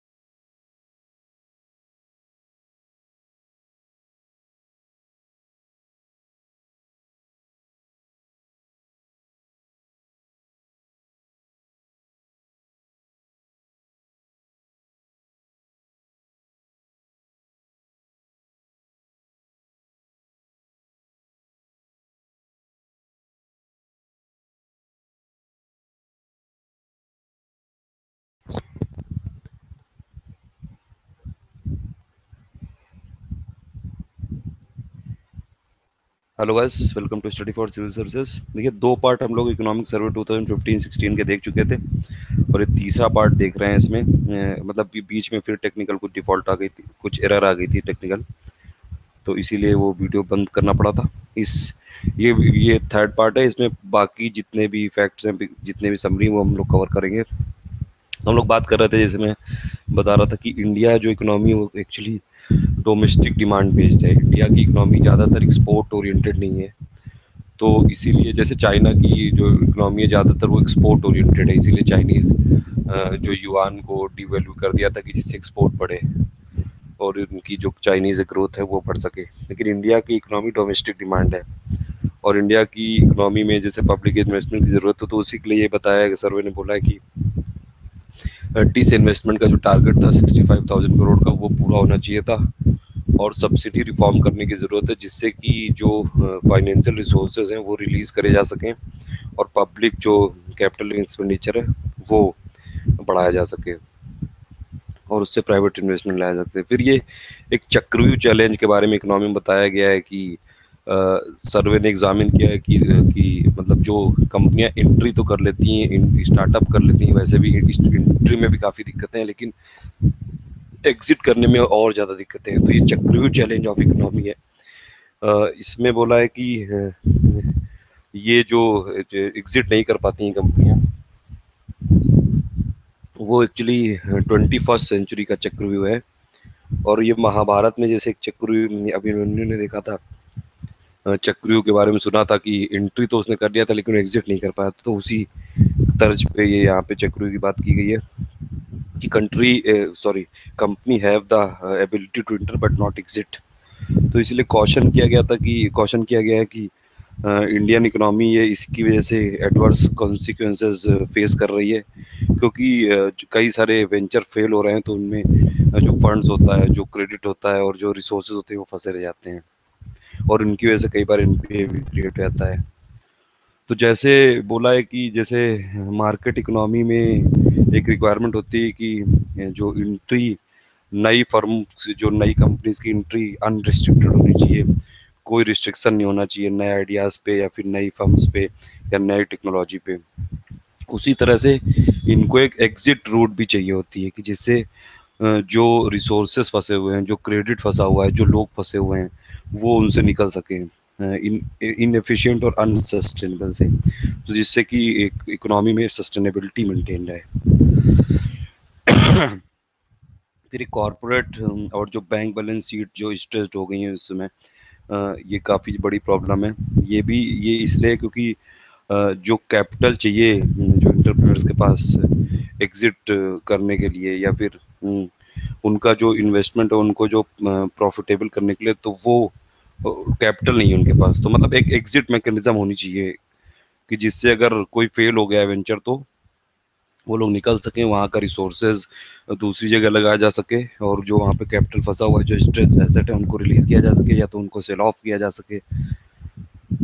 फिर ये इसीलिए कॉन्सिक्वेंस क्या हुआ है कि इंडिया में कई सारी ऐसी फर्म हो गई हैं जो बहुत स्मॉल हैं और बहुत अनप्रोडक्टिव हैं, और इसीलिए जो कई सारे स्कैर्स जो मतलब रिसोर्सेज हैं उनको वो लोग लिए हुए हैं, और इसीलिए वो कहीं और इफ़िशिएंटली अगर अगर वो उनसे निकलेगा वो रिसोर्सेज, तो किसी इफ़िशिएंट फर्म के पास या इफ़िशिएंट कंपनी के पास वो अगर वो एलोकेट हो जाएगा, तो और इकोनॉमी को बेनिफिट मिलेगा इससे।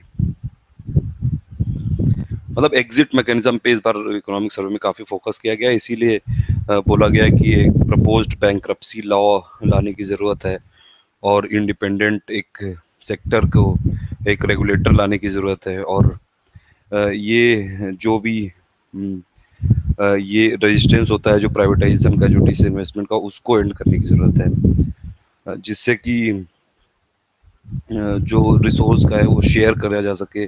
अगर अफेक्टेड एम्प्लॉय उनको मतलब एक तरह से जो प्राइवेटाइजेशन का रजिस्ट करते हैं, तो उनको किसी तरह से डिमोटिवेट किया जाए और उनमें चाहे आप रिसोर्स जो शेयर हैं, जो रिसोर्सेज हैं, वो भी बांट सकते हैं। और जो स्ट्रेस्ड एसेट है, मैंने बता दिया 2-3 बार पिछले 2 वीडियोस में भी, कॉर्पोरेट सेक्टर में, और जो बैंकिंग जो स्ट्रेस एसेट है, जो एनपीए की प्रॉब्लम है, जो ट्विन जिस पर इसको बोला गया है इस बार ट्विन स्ट्रेस प्रॉब्लम जो है उसको, जो भी स्ट्रेस डेसर्ट है या तो उनको बेच देना चाहिए या फिर रिहेबिलिटेट करना चाहिए। और जो फर्दर इंसेंटिव अगर प्राइवेट को मिलेगा वो इसी से मिलेगा, और ये रिपुटेशन को अवॉइड करने की ज़रूरत है। फिर डीरेगुलेशन ऑफ यूरिया एक्सपोर्ट करने की ज़रूरत है या फिर डीकैनलाइजिंग करने की ज़रूरत है। इससे डीरेगुलेशन करने से क्या होगा, नंबर ऑफ इम्पोर्टर्स बढ़ जाएंगे और ज़्यादा फ्रीडम मिलेगी इंपोर्ट डिसीजन के लिए, और फ्लेक्सिबिलिटी और क्विकली सप्लाई अलाउ हो जाएगी, और जिससे कि डिमांड बढ़ेगी, जिससे डिमांड चेंज होगी। तो डीरेगुलेशन करने की ज़रूरत है यूरिया के इंपोर्ट में, मतलब जो इम्पोर्टर्स हैं उनकी विल पे छोड़ना चाहिए। कुल मिला के एक लिबरल जो भी है लिबरल अप्रोच करने की ज़रूरत है इसमें। दूसरी चीज़, यूरिया को बोला है कि न्यूट्रिएंट बेस्ड सब्सिडी प्रोग्राम में लाने के लिए सर्वे ने रिकमेंड किया एक्चुअली, और जिससे ये डोमेस्टिक जो प्रोड्यूसर है उनको मतलब कंटिन्यू फिक्स सब्सिडी मिलेगी based on the nutritional content. जो भी न्यूट्रिशनल रिक्वायरमेंट होगी फर्टिलाइजर की वो उसकी बेस पे मतलब लेने की जरूरत है, न्यूट्रिशन बेस्ड।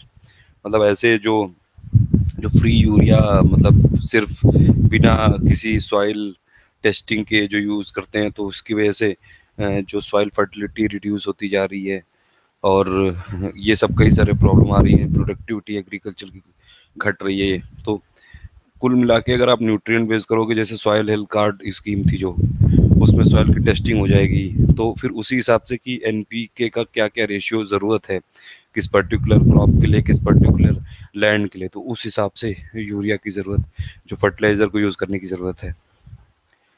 फिर सर्वे ने बोला है कि जो जैम ट्रिनिटी थी, जो पिछली बार बोला था जनधन जो योजना थी, अब उसके अंडर करीबन 21-22 करोड़ अकाउंट खुल गए हैं, और जिससे फाइनेंशियल इंक्लूजन बढ़ा है। फिर आधार, जैसे आधार को अभी लीगलाइज करने की बात की थी, और मोबाइल जो ज़्यादातर लोगों के पास इंडिया में जो टेली रेजिडेंसी बढ़ती जा रही है, तो उसमें ये बोला है कि जो जैम ट्रिनिटी है इसको एक्सपेंड करो और स्प्रेड करो। और जैसे डीबीटी की जो स्कीम एलपीजी जैसे पहल जो स्कीम चलाई गई थी वो काफ़ी सक्सेसफुल रही थी, तो उसको अब फर्टिलाइजर तक भी करो, मतलब डायरेक्ट अब फर्टिलाइजर सब्सिडी फार्मर्स को देने की ज़रूरत बताई गई है इकोनॉमिक सर्वे में। लेकिन ये भी बोला है कि इस सर्वे ने कि ये एक्चुअली काफ़ी डिफ़िकल्ट है पुअर को टारगेट करना, और इसीलिए इसने सर्वे ने सजेस्ट किया है कि नंबर ऑफ जो सब्सिडाइज बैग हैं उन पे कैपिंग लिमिट होनी चाहिए। हर हाउस होल्ड, मतलब एक हर हाउस होल्ड एक लिमिटेड नंबर ऑफ ये सब्सिडाइज बैग को जो भी है मतलब उनको सब्सिडी मिले, और उसका बायोमेट्रिक ऑथेंटिकेशन भी होना चाहिए जो पॉइंट ऑफ सेल है। कुल मिला के एक सब्सिडी को रैशनलाइज करने की ज़रूरत है, और मतलब ज़्यादा लीकेज होती है जो वो रोकने की ज़रूरत बताई है। इसीलिए उसमें हर जो पर हाउस होल्ड है उसकी आइडेंटिफिकेशन हो जाए, और उनको मतलब टारगेटेड जो सब्सिडी है वो मिले, और डायरेक्ट बेनिफिट मिले, अकाउंट में उनके डायरेक्ट पहुंच जाए, और उनमें जो कैपिंग लिमिट है वो उस पर मतलब एक जो भी उनको बैग मिलते हैं उनमें सब कैपिंग लिमिट लगाने की ज़रूरत है। ये जैम ट्रिनिटी का यूज़ 2014-15 में भी किया था और 16-17 में भी किया है, लेकिन तब केवल जैम ट्रिनिटी का मतलब था कि जो जो वेलफेयर स्पेंडिंग है उसको बेटर टारगेट करना, फाइनेंशियल इंक्लूजन बढ़ाना। लेकिन इस ईयर का जो जैम ट्रिनिटी है वो पूरी इकोनॉमी में, मतलब जो डीबीटी स्कीम एलपीजी में ऑलरेडी काफ़ी सक्सेसफुल रही है, उसको और भी इस सेक्टर में बढ़ाई है। जैसे फर्टिलाइज़र में जो बात करने की इस बार जो फर्टिलाइज़र में डीबीटी स्कीम को लाने की इस बार बजट में और इकोनॉमिक सर्वे में बोला है। और जैसे यही लिखा है कि this year survey takes the idea further, and they saying that the direct benefit transfer in household LPG cylinder had worked, मतलब सक्सेसफुल रही है इन रिड्यूसिंग लीकेज। तो जो मेन एम था कि लीकेज को रिड्यूस करना था और जो मिडिल मैन का रोल घटाना था, तो उसमें सक्सेसफुल रही है। तो इसीलिए इस फर्टिलाइजर इस सब्सिडी पे भी वो करने की जरूरत है, मतलब फर्टिलाइजर सब्सिडी को अब डायरेक्ट फार्मर्स को देना चाहिए। तो ये अभी ओवरड्यू है, तो इसके रिफॉर्म की जरूरत बताइए। फिर ये 2015-16 के सर्वे ने बोला है कि एक रिकैलिब्रेशन ऑफ एक्सपेक्टेशन होना चाहिए, और कंडीशनल असेसमेंट होना चाहिए इकोनॉमी का कमिंग ईयर में, और ये मिडिल टर्म का भी वो होना चाहिए। तो ये मेन रीज़न इसका बताया है कि ये अनयूजुअली जो चैलेंजिंग है और जो वीक एक्सटर्नल डिमांड है वो। तो प्लीज़ इसमें नेक्स्ट पार्ट में इसको कंटिन्यू करेंगे। Thank you for listening.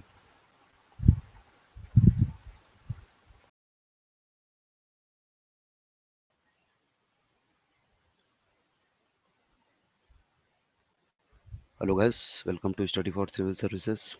देखिए, इकोनॉमिक सर्वे 2015-16 के हम लोग 3 पार्ट ऑलरेडी कवर कर चुके हैं। ये लास्ट पार्ट होगा, पार्ट 4, और इसमें ये इस सर्वे की इम्पोर्टेंट जो समरी और पूरी जो अदर हाईलाइट है वो देख लेंगे हम लोग। तो बाकी 3 पार्ट में काफ़ी बात कर चुके हैं इकोनॉमिक सर्वे के बारे में। उसको बढ़ाते हैं, उसको फॉरवर्ड करते हैं। ठीक है, 2000 एक जैम टर्म इंट्रोड्यूस किया था 2014-15 के इकोनॉमिक सर्वे ने। जैम का मतलब जैम ट्रिनिटी बोला था कि जनधन, जो पीएम प्रधानमंत्री जनधन योजना के थ्रू बैंक अकाउंट, फिर आधार जो भी यूआईडी होता है, यूआईडीएआई होता है, और फिर ये मोबाइल कनेक्टिविटी आजकल बढ़ रही है इंडिया में, टेली डेंसिटी बहुत ज़्यादा बढ़ गई है। तो उसमें बोला गया था कि जैम ट्रिनिटी को इंट्रोड्यूस करना चाहिए, जिससे कि जो वेलफेयर की स्पेंडिंग होगी वो टारगेटेड होगी, और जो फाइनेंशियल इंक्लूजन बढ़ेगा। क्योंकि जितने भी पुअर लोग हैं, जो भी गरीब लोग हैं, उनके पास एक अकाउंट आ जाएगा, बैंक अकाउंट। तो उनको जो भी सब्सिडी देनी है, जो जो उनके टारगेट करती हुई जो भी सब्सिडी होगी, उनके बैंक अकाउंट में डायरेक्टली पहुंचेगी, जिससे उनका इंक्लूजन बढ़ेगा, फाइनेंशियल इंक्लूजन बढ़ेगा।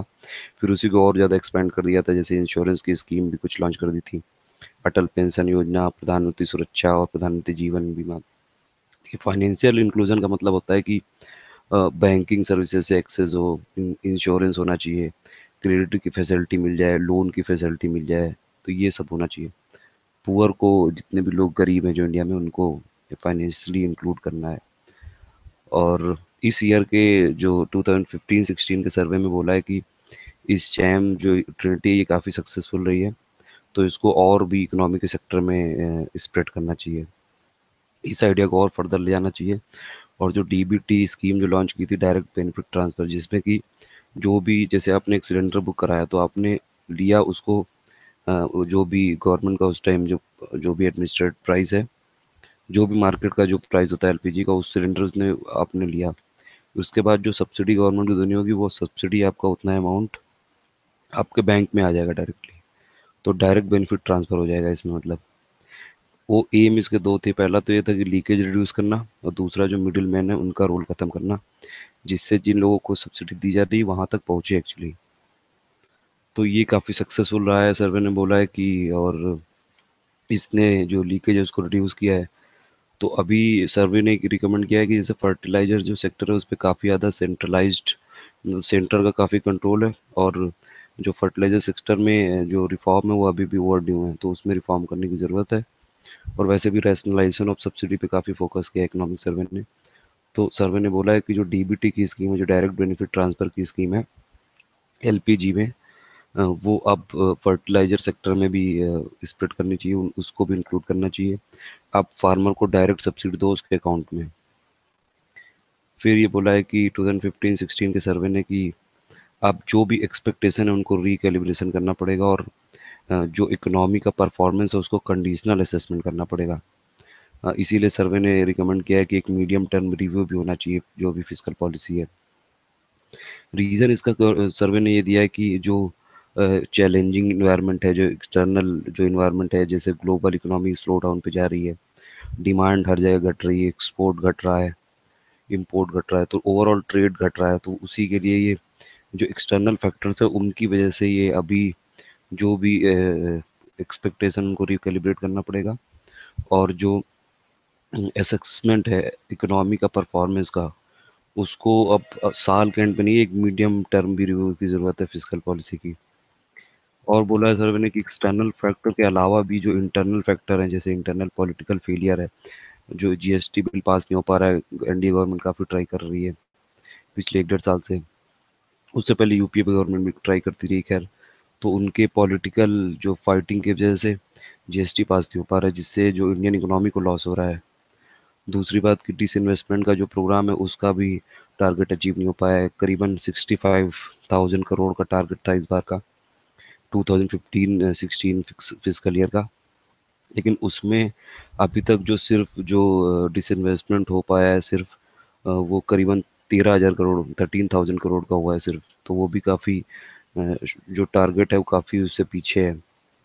स्ट्रेटेजिक सेल भी नहीं हो पा रही, और जो नेक्स्ट स्टेज है जो सब्सिडी रैशनलाइजेशन, वो अभी भी वर्क इन प्रोग्रेस है, वो अभी पूरी तरह से कंप्लीट नहीं हुआ है। देखिए अभी भी सब्सिडी है, जैसे फर्टिलाइजर की सब्सिडी अभी भी काफ़ी ज़्यादा जो टारगेटेड है, जो जो गरीब किसान है उसको नहीं मिल पाती है। तो इसीलिए बोला गया कि रैशनलाइजेशन करना चाहिए। सर्वे ने कई जगह फोकस किया है कि जो सब्सिडी है वो रिच को मिल रही है, तो रिच टारगेट होता है हमेशा पुअर का, लेकिन वो रिच को मिल जाती है, तो वो जो जितने भी लेकुना है, जो प्रोसेस है उसको इम्प्रूव करना पड़ेगा, रैशनलाइज करना पड़ेगा। फिर उसके लिए फोरसाइट सर्वे ने क्या दिया है कि एक क्लियर स्ट्रेटजी होनी चाहिए डिसइन्वेस्टमेंट की, और जो भी गवर्नमेंट के इक्विटी के जो मेजॉरिटी शेयर है उनकी सेल की एक क्लियर स्ट्रेटजी बनानी चाहिए, बाकायदा गाइडलाइन को फॉलो भी करना चाहिए, इम्प्लीमेंट करना चाहिए उसको। और जो फिजिकल कंसोलिडेशन है कि मतलब जो फिजिकल डेफिसिट के टारगेट है उसको अचीव, उसको एक लिमिट में रखना होता है, तो वो उसको उसके लिए कमिटमेंट करना पड़ेगा गवर्नमेंट को। तभी इन्वेस्टर और ज़्यादा अट्रैक्ट होंगे और इकोनॉमी में और पैसे लगाएंगे और फंड्स आएगा, एफडीआई आएगा। और लेकिन बजट के अलावा भी गवर्नमेंट के को दो जो सबसे ज़्यादा इम्पोर्टेंट लेजिस्लेशन है, जैसे कि जीएसटी, जो कि बहुत ही ज़्यादा इम्पोर्टेंट है इकोनॉमी के लिए। उससे कई सारे फ़ायदे हो सकते हैं कि करीबन 2% ऑफ द जीडीपी उससे एकदम से इंडियन इकोनॉमी को फ़ायदा होगा।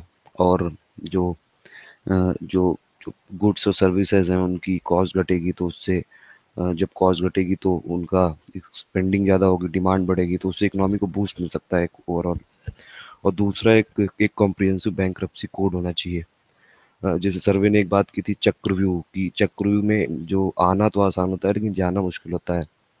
जैसे महाभारत के टाइम में अभिमन्यु ने जो चक्रव्यूह था, तो उसी हिसाब से सर्वे ने बोला है कि चक्रव्यूह की जैसे जो कॉर्पोरेट सेक्टर है, जो स्टार्टअप कंपनी है, वो एंट्री तो कर लेती हैं, एंट्री में भी खैर कई सारी दिक्कतें होती हैं, लेकिन उनके लिए एग्जिट पॉलिसी बहुत डिफिकल्ट होती है उनको। तो उसमें जो रिसोर्सेज हैं वो फंस के रह जाते हैं, तो उस चक्रव्यूह से निकालना होगा, एक पॉलिसी बनानी होगी, एक कॉम्प्रिहेंसिव बैंक्रप्सी कोड लाना होगा, जिससे कि जो इनएफिशिएंट कंपनी है, जो जो परफॉर्म नहीं कर पा रही हैं, जिनकी वजह से इकोनॉमी को लॉस हो रहा है, जिनकी वजह से जो बैंकों का पैसा जिन्होंने लोन में लिया था जिनका एनपीए बन गया है, उससे बैंकिंग जो सेक्टर के एसेट हैं वो स्ट्रेस में आ गए हैं, इन सब से एक्चुअली निकलना पड़ेगा। उसके लिए एक दो मतलब जो इम्पोर्टेंट लेजिस्लेशन है वो काफ़ी, दो लेजिस्लेशन काफ़ी इंपॉर्टेंट है, जीएसटी लाना पड़ेगा और एक बैंक्रप्सी कोड लाना पड़ेगा, जिससे कि कंपनियां अच्छे एक इजी वे में एग्जिट भी कर सकें। उसके लिए जो राइट पॉलिटिकल इन्वायरमेंट बनाना होगा। इसकी देखिए वैसे तो रिस्पॉन्सिबिलिटी डेमोक्रेसी में अपोजिशन की भी होती है, और जो पार्टी इन पावर होती है, जो रूलिंग रूलिंग पार्टी होती है, उनकी भी होती है। लेकिन ज़्यादा रिस्पॉन्सिबिलिटी होती है जो पार्टी रूल कर रही होती है, मतलब जो एनडीए गवर्नमेंट है उसकी ज़्यादा रिस्पॉन्सिबिलिटी है कि वो जो अपोजिशन पार्टी है उनको कॉन्फिडेंस मिले और ये जीएसटी और भी जितने इंपॉर्टेंट लेजिस्लेशन है उनको पास करे। सर्वे ने बोला है कि जो इंडिया की मैक्रो इकोनॉमी काफ़ी रोबस्ट है और ये कुछ आने वाले टाइम में फास्टेस्ट होगी। वैसे भी इस बार भी ये बोल रहे हैं पूरे वर्ल्ड में कि चाइना की इकोनॉमी को भी इंडिया ने ओवरटेक कर लिया है, तो ये one of the fastest emerging economy होगी है।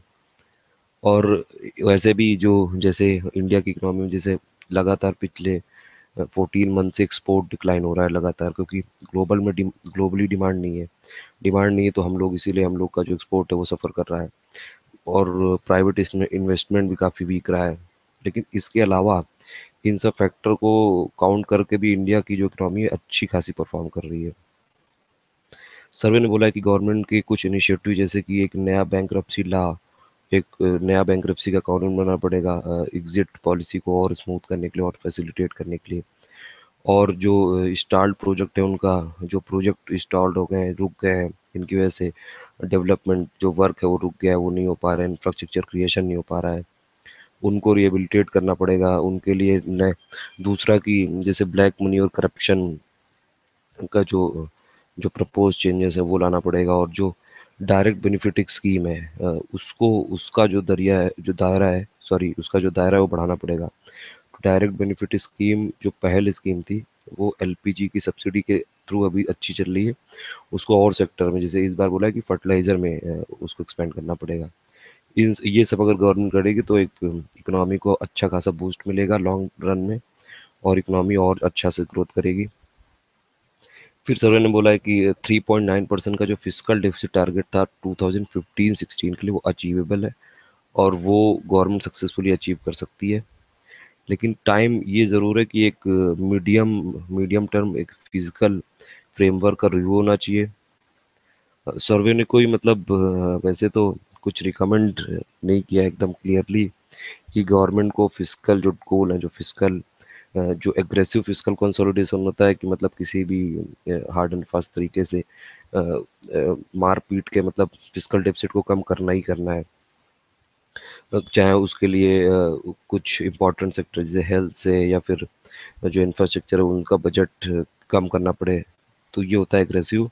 और एक होता है मॉडरेट कंसोलिडेशन। तो सर्वे मतलब थोड़ा सा इसको इस ये रिकमेंड करने से बचा है कि या एग्रेसिव या मॉडरेट। सर्वे ने वैसे कुल मिला के बोला है कि एक मीडियम टर्म रिव्यू होना चाहिए, और सम शॉर्ट ऑफ जो फिजिकल डेफिसिट जो कंसोलिडेशन का टारगेट है उस वो थोड़ा सा लूज हो सकता है इसमें।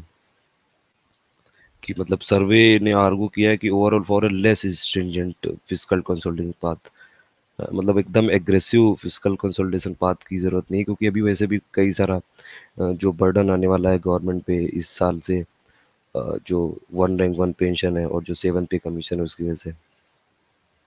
फिर सर्वे ने एक मतलब कुल कुल मिला के ये कंक्लूड किया है कि देखिए, इंडिया की इकोनॉमी भी जैसे डेप्ट प्रॉब्लम काफ़ी चल रही है, एनपीए जो बढ़ता जा रहा है, और जिसकी वजह से जो कंसोलिडेशन फिजिकल कंसोलिडेशन का पाथ है उसको अचीव करना काफ़ी डिफिकल्ट हो गया। एक तो डेप्ट प्रॉब्लम चल रही है, दूसरी बात जो इस बार और एक्स्ट्रा बर्डन पड़ने वाला है, वो वन रैंक वन पेंशन का, सेवन पे कमीशन का, रेलवे का जो कैपिटल एक्सपेंडिचर जैसे इस बार रेलवे बजट में जो बढ़ाया गया है, तो उन सब की वजह से और जो प्रॉब्लम हो सकती है उसके लिए अ, ये है कि एक ग्रेजुअल अगर रिकवरी हो इंडियन इकोनॉमी की, नॉमिनल ग्रोथ हो, बहुत ज़्यादा ग्रोथ नहीं, धीरे धीरे रिकवरी हो। और दूसरा ये कि जैसे जो डिफ्लेशनरी प्रेशर होता है वो भी अभी जितना एक्सपेक्टेड था उससे लोअर है, तो ये अच्छा है इकोनॉमी के लिए।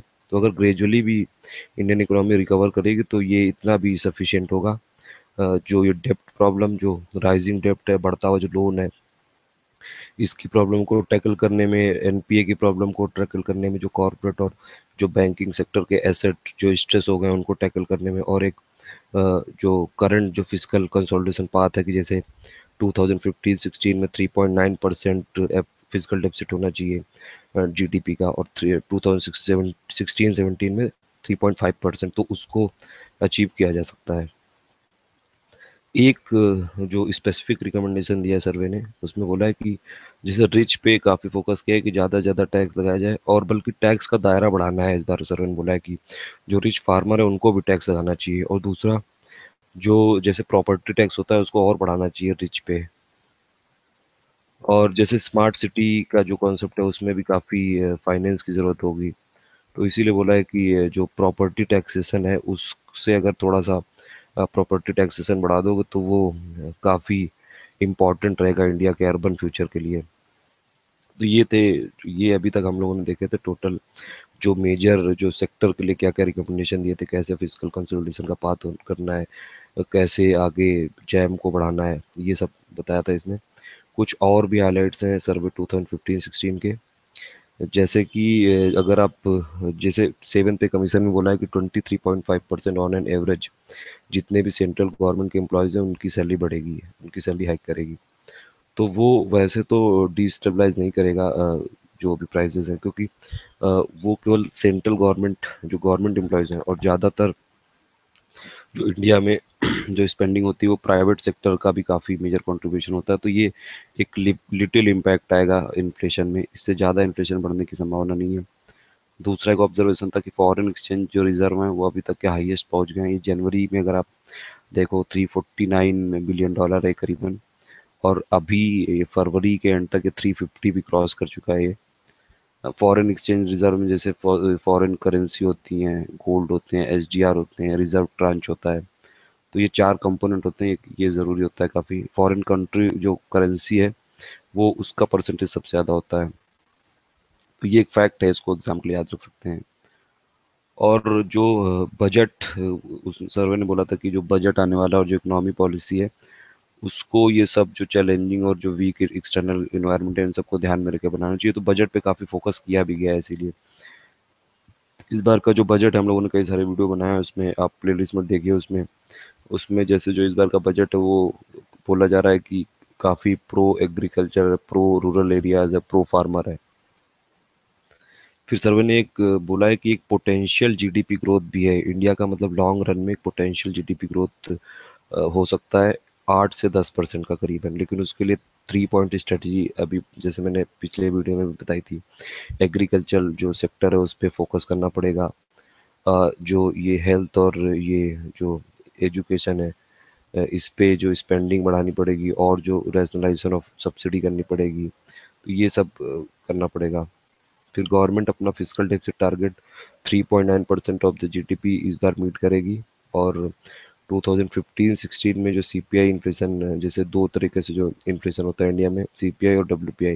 लेकिन आजकल जो आरबीआई टारगेट करती है, सीपीआई टारगेट रहता है उसका कि 4% होना चाहिए सीपीआई, ±2%। मतलब 2% से लेके 6% तक अगर ये सीपीआई इन्फ्लेशन रहेगा तो ये इकोनॉमिकली काफ़ी अच्छा होता है।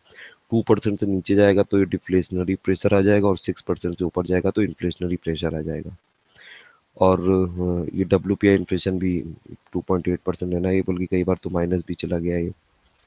टैक्स रेवेन्यू जितना भी एक्सपेक्टेड है उससे हायर होंगे, क्योंकि इनडायरेक्ट टैक्स सरकार ने काफ़ी इस बार लिया है।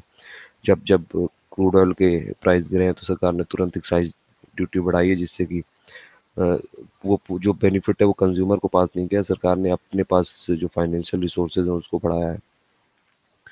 लो इन्फ्लेशन की वजह से जो प्राइस स्टेबिलिटी है उसमें कॉन्फिडेंस बढ़ा है। और 2016-17 एक चैलेंजिंग होगा काफ़ी फिजिकल पॉइंट ऑफ व्यू से, मैंने बताया जैसे कई सारे बर्डन है। वन रैंक वन पेंशन और 7th पे कमीशन, रेलवे का कैपिटल एक्सपेंडिचर। फिर ये बोला है कि इन्फ्लेशन रेट क्योंकि फॉल कर रहे हैं, इसलिए जो कॉन्फिडेंस है प्राइस स्टेबिलिटी में वो इम्प्रूव हुआ है। फिर ये देखिए सर्वे ने ट्विन बैलेंस शीट का जो चैलेंज बताया था कि जो पब्लिक सेक्टर बैंक है उनकी बैलेंस शीट काफ़ी गड़बड़ हो गई है, और जो कॉर्पोरेट फर्म्स हैं इन दोनों के, जो पब्लिक सेक्टर बैंक और कॉर्पोरेट फर्म्स हैं जो भी, उनमें कई सारी प्रॉब्लम है। जैसे पब्लिक सेक्टर बैंक में एनपीए की प्रॉब्लम है, जो इसके एसेट हैं वो स्ट्रेस्ड हो गए हैं। और कॉर्पोरेट फर्म्स की ग्रोथ नहीं हो रही है, इनका प्रॉफिट मार्जिन घटता जा रहा है, डिमांड नहीं हो रही है, तो उसकी वजह से उनका लॉस होता जा रहा है, उनका लोन बढ़ता जा रहा है, डेप्ट बढ़ता जा रहा है। और भी कई सारे इश्यूज हैं, जैसे करप्शन का भी कई बार इशू है। तो इसके लिए मतलब ये जो प्रॉब्लम है इसके लिए 4R की स्ट्रेटजी बनाई है सर्वे ने, जो ट्विन बैलेंस शीट चैलेंज है ये। पब्लिक सेक्टर बैंक, जो पीएसयू बैंक्स हैं और जो कॉर्पोरेट फर्म्स हैं, तो ट्विन बैलेंस शीट चैलेंज के लिए 4R की स्ट्रेटजी बनाई कि पहला है रिकॉग्निशन, जो कि मतलब रिकॉग्नाइज करो कि कहाँ कहाँ प्रॉब्लम है। फिर रिकैपिटलाइजेशन की उसको रिकैपिटलाइज करो, जहाँ जहाँ कैपिटल इन्फ्यूज करने की ज़रूरत है वहाँ वहाँ करो। फिर रिजॉल्व करो, रिजोल्यूशन, और फिर उसमें रिफॉर्म करो। तो 4R की स्ट्रेटजी ये याद रखिएगा, ये एक्चुअली कीवर्ड्स हैं, ये मेंस में आंसर लिखने के लिए काफ़ी इंपॉर्टेंट हो सकते हैं कि 4R strategy, the survey has recommended 4R strategy, which is needed to resolve twin balance sheet challenge of public sector banks and corporate firms. So please remember this 4R strategy: recognition, recapitalization, resolution and reform. फिर current account जो deficit है वो decline हुआ है, foreign exchange reserve बढ़ा है फरवरी में। और जेटली ये वही सर्वे का मतलब बजट से पहले का है, इसलिए बोला है कि जेटली को फिजिकल डिफिसिट टारगेट को जो मेंटेन करना है उसके लिए एक काफ़ी टफ चॉइस होगी उनकी कि या तो इन्वेस्टमेंट बढ़ा लो, एम्बिशियस इन्वेस्टमेंट कर लो, या फिर जो बिग पब्लिक सेक्टर पे हाइक्स जैसे कि जो 7th पे कमीशन है वो कर लो। और इंडिया की मतलब एशिया इंडिया की सॉरी इंडिया एशिया की थर्ड लार्जेस्ट इकोनॉमी है, और इसने चाइना को वैसे भी ओवरटेक कर लिया लास्ट जो डेटा, जो लेटेस्ट डेटा के हिसाब से। और देखिए बिजनेस इन्वेस्टमेंट काफ़ी इस समय जो इन्वायरमेंट है काफ़ी वीक है, और बैड जो लोन है उनकी प्रॉब्लम बढ़ती जा रही है। तो इसलिए प्रधानमंत्री को मतलब उन पे प्रेशर होगा कि जिससे कि जो स्पेंडिंग टैब्स है वो खोल के रखें, जिससे इकोनॉमी में स्पेंडिंग होती रहे। इकोनॉमी में जितनी ज़्यादा स्पेंडिंग होगी तो उतना ज़्यादा लोग स्पेंड करेंगे, तो डिमांड बढ़ेगी, डिमांड क्रिएट होगी तो और मैन्युफैक्चरिंग बढ़ेगा और प्रोडक्शन होगा, तो उससे लोगों को और नौकरियां मिलेंगी।